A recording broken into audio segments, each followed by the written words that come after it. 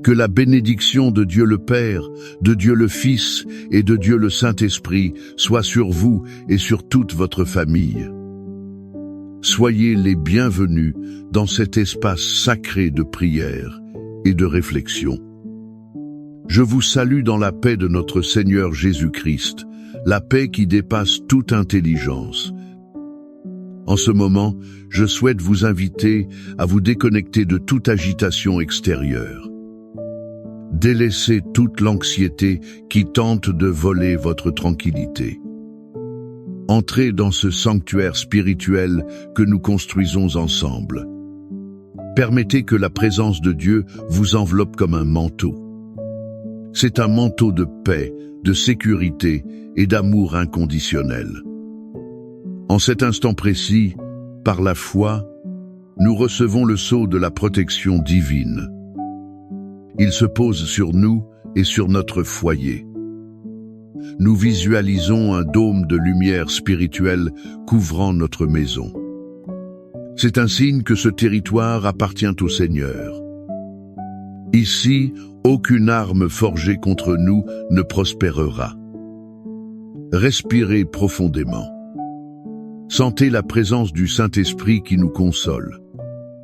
Il nous fortifie et nous prépare à cette rencontre puissante. C'est une rencontre avec sa parole et son pouvoir.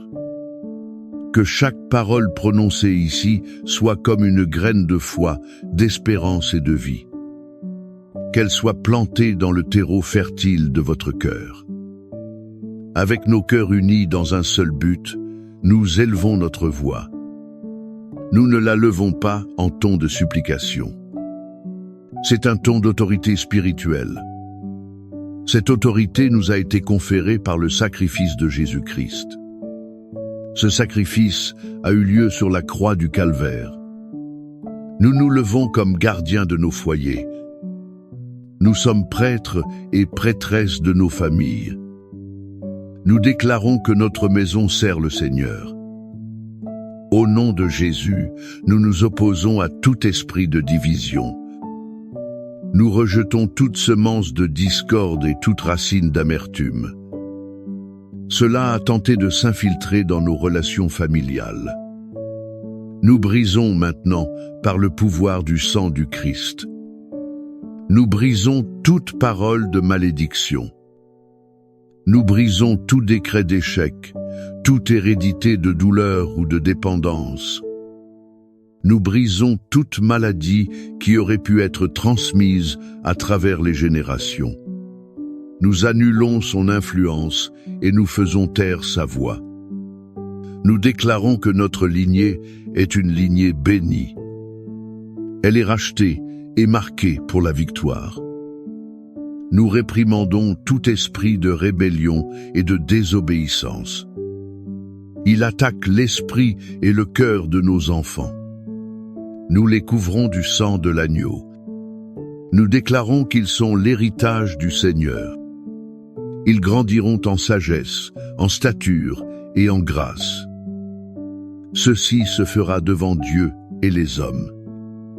Nous faisons échouer les plans de l'ennemi qui visent à détruire les mariages. Nous défaisons les liens de discorde, de froideur et d'infidélité. Nous ordonnons que l'esprit de confusion, de colère et d'incompréhension se retire. Qu'il quitte nos maisons maintenant, au nom de Jésus, et à la place de tout cela, nous libérons l'esprit d'unité. Nous libérons l'esprit d'amour, de pardon et de réconciliation. Nous proclamons que l'amour de Dieu est le fondement de notre foyer. Nous proclamons que la paix du Christ est l'arbitre dans nos cœurs. Elle est aussi l'arbitre dans nos conversations. Et nous proclamons que la joie du Seigneur est notre force inébranlable. Notre foyer est sous la protection du Très-Haut. Notre famille habite à l'ombre du Tout-Puissant. Amen. Maintenant, avec notre esprit fortifié par cette déclaration de foi, je vous demande de détendre votre cœur. Ouvrez votre esprit pour plonger dans l'une des histoires les plus belles. C'est l'une des histoires les plus profondes jamais racontées. C'est une histoire qui se trouve dans l'Évangile de Luc, au chapitre 15. Elle parle directement au cœur de chaque famille. C'est la parabole du Père miséricordieux et du Fils prodigue. Je veux que vous n'écoutiez pas seulement.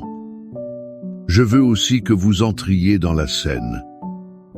Imaginez un jeune homme, le fils cadet.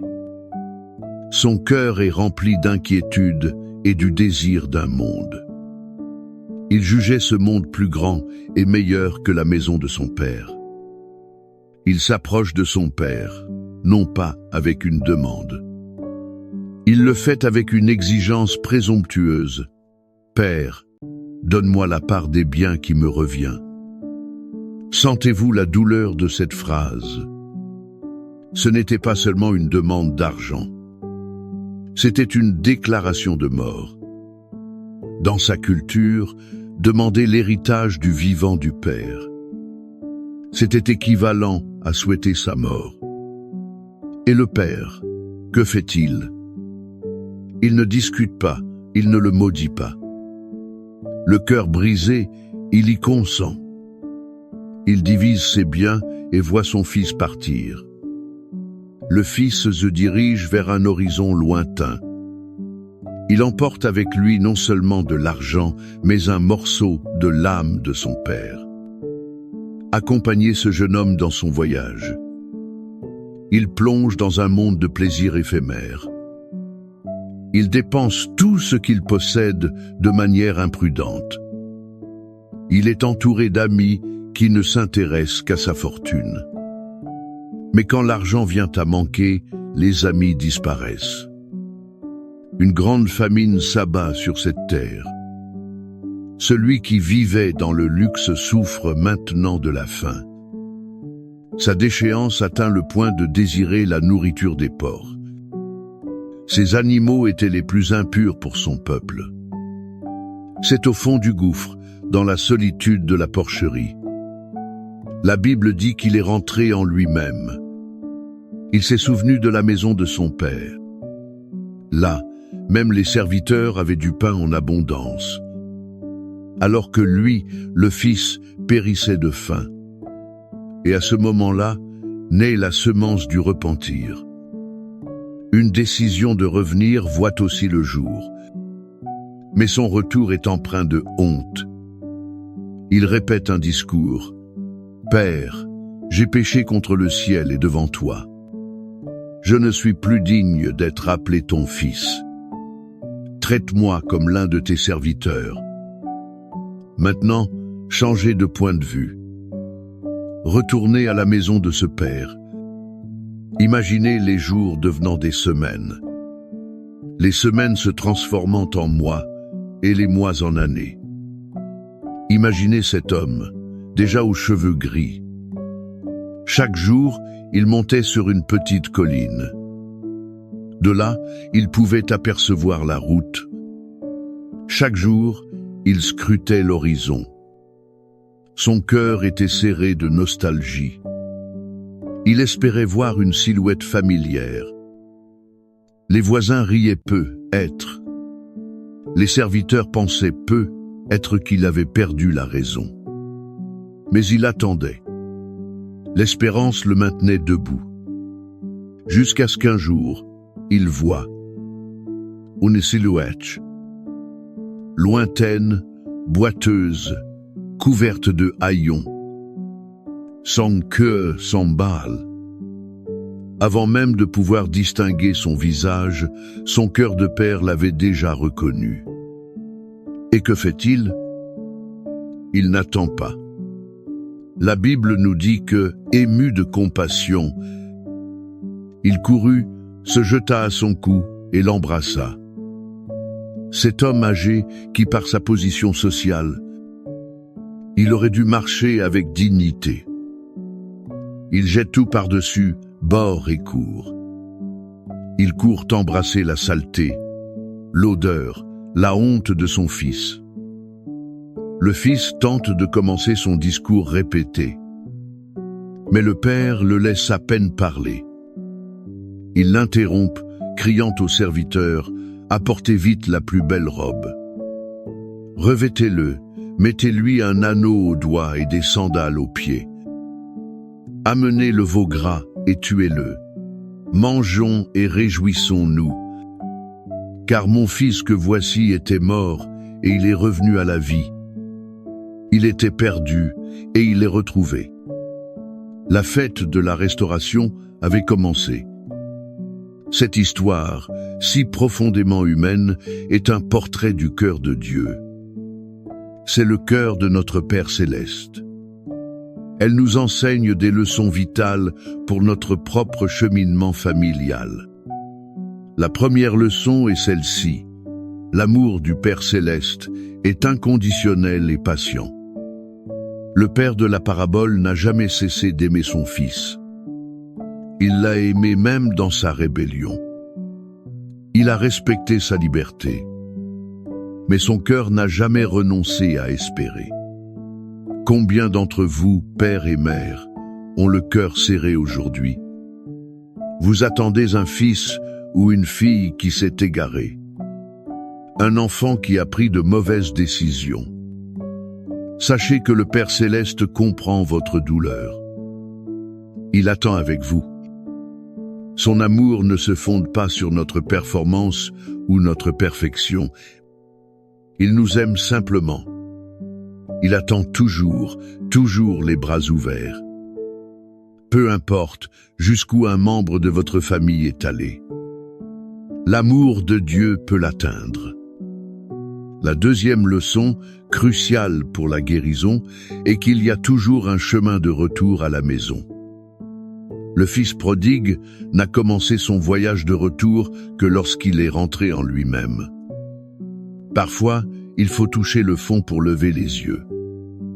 Peut être dans votre famille, ce n'est pas un fils qui s'est perdu géographiquement. Mais peut être un mari ou une femme s'est perdu émotionnellement. Quelqu'un s'est éloigné au sein même de la maison. Ce sont peu être des parents et des enfants qui vivent sous le même toit. Mais un abîme de silence les sépare. Le message d'espoir est que, par le repentir et l'humilité, le chemin du retour peut être commencé aujourd'hui. Il y a toujours une chance pour la réconciliation. Et enfin, la troisième et la plus puissante leçon, le pardon radical est la clé d'une restauration complète. Observez que le Père a couru à la rencontre de son Fils. Il n'a pas attendu d'excuses détaillées. Il n'a pas non plus imposé de période de probation. Il a offert une restauration complète et immédiate. Il n'a pas dit « Prouve d'abord que tu as changé ». Non. Il l'a couvert de la meilleure robe, lui rendant sa dignité. Il lui a mis l'anneau, lui restituant l'autorité de fils. Il lui a chaussé des sandales. Il affirmait ainsi qu'il n'était plus un esclave, mais libre. Combien de fois, dans nos familles, disons-nous pardonner? Mais nous continuons à nous rappeler l'offense. Combien de fois offrons-nous un pardon conditionnel? Le modèle du Père nous appelle à un pardon. Un pardon qui brise les chaînes du passé. Il ouvre les portes à une fête de nouveau départ. Je vous demande, existe-t-il un fils prodigue dans votre vie? Que ce soit un fils, un conjoint, un père ou un frère. Quelqu'un pour qui vous avez cessé d'espérer? Où est votre cœur? Êtes-vous dans la porcherie de l'apitoiement? Vous sentez-vous indigne de l'amour? Ou êtes-vous sur le balcon de l'espérance? Attendez-vous avec impatience la restauration que Dieu a promise? La protection et le soin que ce Père a démontré. Il a couru pour abriter son Fils dans ses bras. C'est la même promesse de protection que notre Père céleste. Il l'étend à chacun de nous et à nos familles. Cette promesse est un décret éternel. Elle est gravée poétiquement pour nous dans les Saintes Écritures. Elle s'appelle Psaume 91. Ce psaume n'est pas seulement un texte ancien, c'est l'adresse de notre demeure spirituelle. C'est notre forteresse en temps de danger. Et la certitude du soin de Dieu dans tout le processus de retour et de restauration, la garantie qu'il nous guide et pourvoit pour nous. Comme un berger prend soin de ses brebis. Tout cela est merveilleusement décrit dans le psaume 23. Maintenant, je voudrais vous inviter à faire quelque chose. Si possible, fermez les yeux. Laissez de côté toutes les autres distractions. Je veux que vous receviez ces paroles non comme une lecture, mais comme un bouclier spirituel qui se lève autour de vous. Un bouclier qui se lève aussi autour de toute votre maison. Recevez chaque verset comme une onction de protection. Une protection sur la vie de vos enfants, de votre conjoint, de vos parents. Respirez profondément et prenez possession de cette vérité. Cette vérité libère et protège. Je vais proclamer sur vous le psaume 91, celui qui habite sous l'abri du Très-Haut. Il demeure à l'ombre du Tout-Puissant. Je dirai du Seigneur, il est mon Dieu, mon refuge. Il est ma forteresse, et en lui je mettrai ma confiance. Car c'est lui qui te délivrera du filet de l'oiseleur. Il te délivrera de la peste pernicieuse. Il te couvrira de ses plumes. Tu te réfugieras sous ses ailes. Sa vérité sera ton bouclier et ta cuirasse. Tu n'auras pas peur des terreurs de la nuit, ni de la flèche qui vole de jour, ni de la peste qui marche dans les ténèbres, ni du fléau qui ravage en plein midi. 1000 tomberont à ton côté et 10 000 à ta droite, mais le mal n'atteindra pas. De tes yeux seulement tu regarderas. Tu verras la rétribution des méchants. Car toi, Seigneur, tu es mon refuge. Tu as fait du Très-Haut ta demeure. Aucun mal ne t'arrivera. Aucune plaie n'approchera de ta tente. Car il donnera ordre à ses anges à ton sujet. Ils te garderont dans toutes tes voies. Ils te porteront sur leurs mains. Ainsi, ton pied ne heurtera pas de pierre. Tu marcheras sur le lion et sur l'aspic. Tu fouleras le lionceau et le dragon. Puisqu'il m'aime, je le délivrerai aussi. Je le mettrai en lieu sûr, car il connaît mon nom. Il m'invoquera et je lui répondrai. Je serai avec lui dans la détresse. Je l'en délivrerai et je le glorifierai. Je le rassasierai de longs jours. Je lui ferai voir mon salut. Père céleste, Père d'amour et de miséricorde, tu es le Père de la parabole qui court les bras ouverts.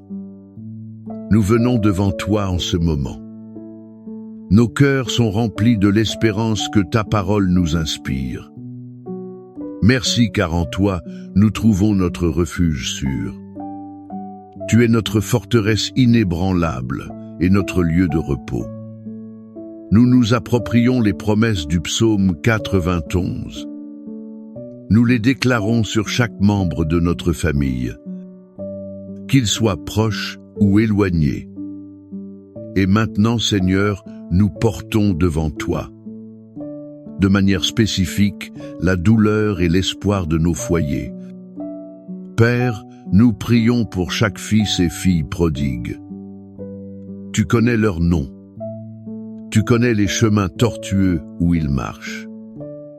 Nous te demandons, Saint-Esprit, qu'en cet instant précis, où qu'ils se trouvent, ils puissent rentrer en eux-mêmes. Que le souvenir de l'amour du foyer envahisse leur esprit et leur cœur. et plus important encore, le souvenir de ton amour. Crée en eux une sainte insatisfaction du chiquero où ils se trouvent. Éveille en eux un désir profond de retourner à la maison, de revenir à toi. Nous déclarons que les chaînes des addictions, des mauvaises compagnies et de la rébellion sont brisées maintenant, au nom de Jésus. Et pour les parents qui attendent, répands une double portion. Une portion de ta patience, de ton espérance et de ton amour, afin qu'ils ne se découragent jamais, qu'ils demeurent fermes dans la foi, scrutant l'horizon de la promesse. Seigneur, notre bon pasteur, nous clamons pour la restauration des mariages. Tu vois les couples qui vivent sous le même toit, mais leurs cœurs sont à des kilomètres de distance. Nous réprimandons l'esprit de froideur, d'amertume et de discorde. Fais fondre les cœurs de pierre. Brise les murs d'orgueil et de manque de pardon. Restaure la communication, l'affection, l'intimité et la complicité. Que chaque couple puisse redécouvrir le premier amour et le but que tu as pour leur union. Père, nous déclarons les promesses du psaume 23. Elles concernent les finances de nos familles. Tu es notre berger, et rien ne nous manquera. Nous réprimandons l'esprit de misère, de dette et de soucis. Ouvre les écluses du ciel et répands ta provision sur chaque foyer. Que le pain ne manque jamais à notre table. Que nous ayons toujours assez pour bénir les autres. Et nous prions pour la guérison, Seigneur. Guérison pour les corps malades. Étends ta main puissante et touche chaque personne. Chaque personne qui souffre de douleurs, de maladies chroniques et aussi de diagnostics effrayants. Nous déclarons que par tes meurtrissures, nous avons été guéris. Et nous crions aussi pour la guérison de l'âme. Guéris les souvenirs douloureux, les blessures de rejet et d'abus. Guéris la dépression et l'anxiété. Elles ont affligé tant de familles. Que ta paix parfaite garde nos esprits et nos cœurs en Christ Jésus. En ce moment de foi, je veux vous inviter. Participez activement à cette prière. Écrivez maintenant dans les commentaires le nom de votre famille ou une nécessité spécifique pour laquelle vous désirez que nous prions. Créons une puissante chaîne d'intercession les uns pour les autres. Nous croyons que lorsque deux ou plus s'accordent sur la terre, cela sera lié dans le ciel. Que la grâce des retrouvailles, la joie de la fête et la sécurité de l'étreinte du Père soit la réalité.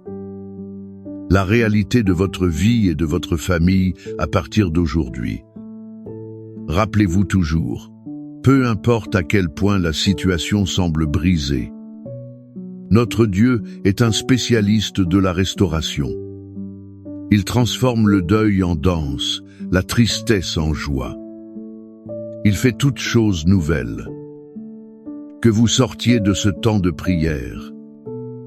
Ne soyez plus accablés par le poids des soucis, mais soyez revêtus de l'armure de Dieu. Ayez le cœur enflammé par l'espérance et ayez la certitude inébranlable que le même Père qui a attendu le Fils prodigue, il s'occupe activement de chaque détail de l'histoire de votre famille. Qu'il vous bénisse et vous garde, qu'il fasse luire sa face sur vous, et qu'il ait pitié de vous, que le Seigneur lève sa face sur vous, et qu'il vous donne la paix qui unit, qui guérit et qui restaure toutes choses. Amen.